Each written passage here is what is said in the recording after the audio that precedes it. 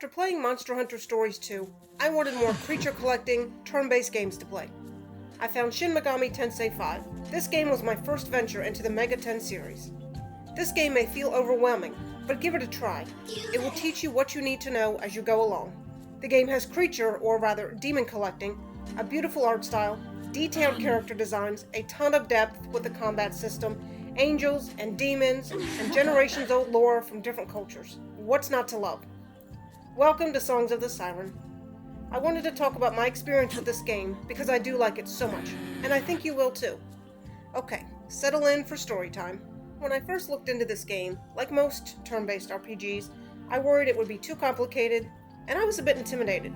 Who wants a game they can never be good at? That's no fun. After all, I was still a beginner with these types of games. I tried it anyway. Now I'm one of those people that likes to go into a game blind, but also wants to look things up so I don't screw up and ruin my game or waste time. These two conflicting views are hard to reconcile. Early on, you must make a decision that will determine the general plot of the game. You are asked a question. Will you take her hand? I didn't know what this would mean and didn't want to make the wrong choice. Is there a wrong choice? Most RPGs, or games in general, give you choices and most don't matter. Even if you give the wrong answer, the game will say, "Oh, I know you're kidding," until you pick the correct answer. No pressure there. I wanted to look up what this decision would mean, but I didn't want to spoil anything, so I didn't. I eventually chose not to take her hand, and I'm actually glad I made this choice. The reason I was glad was that Shin Megami Tensei V Vengeance has two stories, basically two games in one. The canon of creation and the canon of vengeance. I wanted to play creation first because that was the game that was previously released and the one that I felt should come first for that reason. After playing through that game, I shortly after then started the canon of vengeance. Now both games are very similar, but different enough to make you want to play both. So what's the general story plot of the game? You play as a high school student who has landed in a post-apocalyptic world. You are then confronted by a being, an Algami, who tells you have to take his hand if you want to survive. After taking his hand, you merge into a totally awesome-looking Nahabino with gorgeous, flowing blue hair. A Nahabino is the fusion of a human and a demon. You will learn more about the significance of that in the grand scheme of things later. It is up to this godlike creature to battle angels and demons and make decisions that will affect the future of the world. The decisions you make will shape the world as you see fit. So different decisions affect which of the 6 endings you can get in this game. Very awesome. Now once that tough decision was made, I started the game. The intro was very long, so I was excited to actually get to play. I wish there was more gameplay within all the dialogue, so I wanted to prepare you for that. I wanted to play the game the best I could, so I read through all the instructions given and even took pictures of the TV in case I forgot the myriad instructions being thrown at me. I was a little nervous. That being said, the game gives detailed instructions about everything. What are buffs and debuffs, elemental attacks, affinities, fusions, recruiting demons. I have to choose my own skills? What if I choose wrong? I'll ruin the whole game for myself. Nope, none of that. This game is very approachable to most people for many reasons. One, as I said, the instructions are detailed, which I get can be overwhelming, but you can always review these instructions if you need to. Also, you have time to make these decisions. You can click on a move and read what it does, or look at the symbols next to it to help you see what it generally does. A lightning bolt? Oh, that's an electric elemental attack. This symbol, that's a buff or debuff. A heart, that's a healing skill.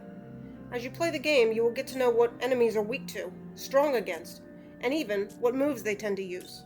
Some of this information will be displayed during battle, so you don't have to memorize all that. The battle system has a lot to it as well. Elemental moves, strengths, weaknesses, buffs, debuffs, press turns, etc. You will figure all this out as you go along by paying attention to what enemies do during combat, what you do, and how that affects the battle as a whole. This game also has auto battle, which can be good if you're grinding or if you're exploring earlier areas and keep running into low-level enemies you don't care to fight. You can escape, but why not take a second and get a little reward? It is not an instant battle completion like in Monster Hunter Stories. It just goes through the motions of the fight quicker and without you inputting orders. You can always stop the auto battle if you're getting annihilated. Speaking of grinding, this is not a grind-heavy game. If you explore, battle enemies, and complete quests and side quests, you will level up naturally. With each game having 6 different endings, replayability is high. Depending on the decisions you make during the game, you will get a different ending. so each time, make different decisions. How's that for your choices actually mattering? If you always hated RPGs giving you choices that don't matter, this game is for you. Now, with this game taking so long to complete, probably 50 to over 100 hours, who would want to play it so many times to get every ending? There are a few things that make subsequent playthroughs easier and quicker. I mean, 1, you know what the game is about. 2, you can skip some of the dialogue. And 3, it has New Game Plus after you complete the game the first time. You can choose how much content you want to carry over to the new game. As well as demon collecting, there is demon fusion, which you will want to do. A lot.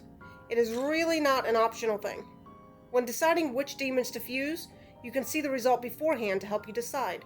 You can even do a reverse fusion to see what the possibilities are and which demons you will need to sacrifice to get what you want. In addition to fusing demons, you can also change your protagonist's abilities, strengths, and weaknesses, as well as your demon skills. So don't worry about choosing the wrong skills. You can change them later. Okay, let's talk about items now. You can find usable and sellable items in the world while exploring, but also you can buy them in Cadaver's Hollow. Is that not a cool name? Anyway, you can buy better items as the game goes on, but even early in the game, you can buy items to fill the gaps in your team's abilities. Now, I have a not-so-good memory and can't find my way out of a paper bag, so I need a good map in a game, and in life. There is so much ground to cover in this game, so much to explore. Each area has its own map, which is very detailed. You can see the leyline founts, which is where you can save, fast travel, visit Cadaver's Hollow, the World of Shadows, recover your team for a fee, and speak to your demons and Algami in the demon haunts. You can see where your quests are located, where major enemies are, higher versus lower terrain, where your main story objective is, and much more. You can zoom in and out. It's a great, helpful map. Speaking of quests, you have a quest list for main and side quests, showing which are in progress, which are completed, and which still need to be turned in. It even tells you what level you should be before attempting the quest. Some quests you cannot complete early on and must travel back to previous areas to complete them. I personally love that. If you love exploring, the game gives you reasons to go back and explore earlier areas. There are a ton of quests and nice rewards when completed. Now, with so many huge maps, getting around has to be boring and time-consuming, right? Nope. As I mentioned, the leyline founts have fast travel, and there are a decent amount of them, but traveling to each one could get tedious. If you had to do that for the entire game, but you don't. Early on, you obtain an item that allows you to return to the last leyline you were at, and fast travel from there. You can also run on the overworld for faster travel, and there's no fall damage in the overworld. I don't know about you, but I hate when games don't allow me to save frequently. I hate having to find a specific location to save from. Sometimes I need to stop playing and save right then. If not, I need to leave the game on or lose a ton of progress, which is a waste of time. This game allows you to save at any time. Thank you. The game does not autosave, so you better not forget to save. I did that when I first started and lost so much progress. Ideally, I like when you can save at any time and the game gives you the ability to turn autosave on or off. You know I like when games are accessible to most people. This game does have difficulty levels. You can play on normal, or make it easier or harder. You can even download a special difficulty called Safety, which I think makes the game almost impossible to lose a battle. I could be wrong, I didn't try it, but I think the enemies do so little damage and you do so much damage that you would have to try hard to lose. Let's talk about the fun stuff, recruiting demons. I like the demon recruiting system in this game. I think it's fun and there's actually some depth to it. If you are not leveled up enough, you will not recruit the demon. You can see their level by the way, so if they're higher than you, don't bother. Also, they will demand that you give them things or answer questions before deciding to join you. Also, the phases of the moon will affect whether the demon will join you, so pay attention to that. Certain moon phases will put the demons in a better mood. There are so many cool looking angels and demons in this game. Some you can recruit, and some you must fuse to obtain. So when you get new demons, check the fusion and reverse fusion and see what you can make. Remember, you can only fuse up to a certain level. If you're level 10, you can't fuse a level 25 demon. Also, the demons and angels are all based on some kind of lore or religion. Some designs are more literal, and some have more artistic freedoms taken. I am excited to do videos over time about the different demons and angels and the lore behind them, so subscribe and ring the bell to be notified when more videos come out. Also, leave me a comment if you would like to see more lore videos, and If so, which demons or angels would you like to see covered the most? While recruiting and fusion demons is super fun, you start out with just a few slots to hold extra demons, but you can upgrade your slots starting early on in the game. This allows you to make less frequent trips to the World of Shadows at the Leyline Fount for fusion, and allows you more options once you get there since you have more demons to choose from. I know DLC can be a touchy subject, but that's a topic for another day.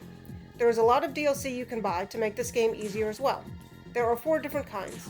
They are teardrop-shaped creatures that are different colors. Each color gives a different reward. These rewards are really good, so if you see them, go after them. They are difficult to kill if you don't know what you're doing, but I won't spoil it here. If you buy the DLC, these Matamas appear way more frequently.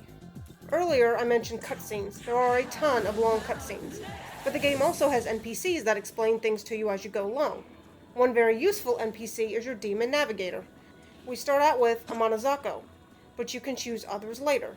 These navigators will find items for you, find Magasui lines, which allow you to travel to sometimes otherwise unreachable areas, and they sometimes get you trapped in battles. Whoops! The controls are easy to use, especially since the game is turn-based. You can attack an enemy while in the overworld to get the upper hand and go first in battle. If an enemy sneaks up on you, they may get to go first, however. Sometimes, you being able to go first can make all the difference in whether you succeed or succumb.